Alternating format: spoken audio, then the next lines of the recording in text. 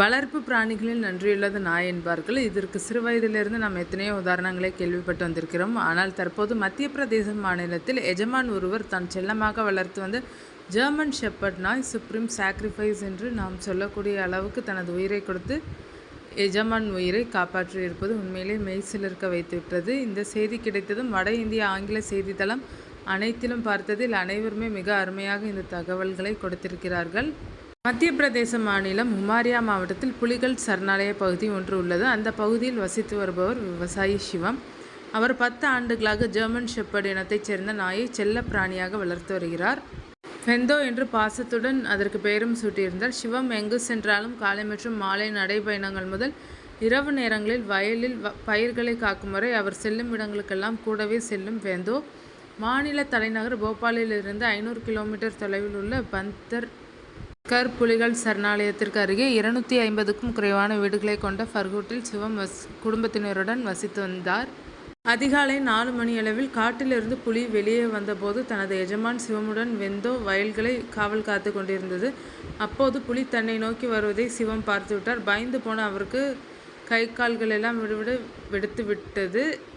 ஆனால் அந்த சமயத்தில் ஃபெந்தோ ஒரு சிங்கம் போல் சிலிர்த்து எழுந்தது. ஆவேசமாக குறைத்தபடி பாய்ந்து சென்று புலியை தாக்க தொடங்கியது. உளவியல் தத்துவத்தின் அடிப்படையில் எப்போதுமே முதல் தாக்குதல், அதுவும் பலமாக இருந்தால், எத்தனை பெரிய பலசாலியாக இருந்தாலும் எதிரி ஆடித்தான் போவான் என்பது உண்மைதான். ஒரு நிமிடம் நாயின் ஆவேசத்தை பார்த்ததும் புலி திடுக்கிட்டது போல் தோன்றியது. இருந்தாலும் நாயை விட 10 மடங்கு அதிக எடை கொண்ட அந்த காட்டுப்புலி சுதாரித்து கொண்டு அதன் கோர பற்கள் மற்றும் கூரிய நகங்களால் நாயை பல இடங்களில் கடித்து கிழித்து குதறிவிட்டது. இதுவரை நாம் பார்த்ததை விவசாயி சிவம் நேரில் கண்டதை செய்தியாளரிடம் சொன்னதுதான். மிகவும் மோசமாக தாக்கப்பட்ட ஃபெந்தோ கால்கள் நடுங்க தனது இடத்தை விட்டு முன்னே நகர முடியாத அளவுக்கு பலவீனம் அடைந்தது.